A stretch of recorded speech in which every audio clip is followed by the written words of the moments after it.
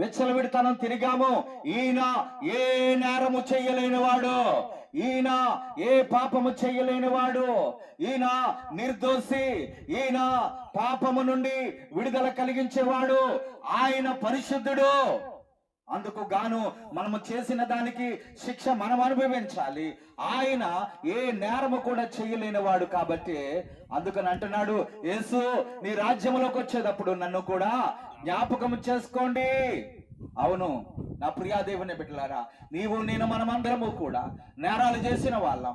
మాట ద్వారా, ఆలోచన ద్వారా, చూపు ద్వారా, ప్రతి విధమైన ప్రవర్తన ద్వారా దేవునికి వ్యతిరేకముగా తిరుగులాడుతున్న, పాపములో బ్రతుకుతున్న మనలందరినీ కూడా, మనము ఇష్టానుసారంగా ఉంటున్న మనల్ని దేవుడు రక్షకుడైన పరమ నుండి భూకి లోకాన్ని దిగి వచ్చిన పాప విమోచకుడు, రక్షకుడు, రక్షించిన వాడు మనకి ఈ లోకానికి దిగి వచ్చాడు. కాబట్టి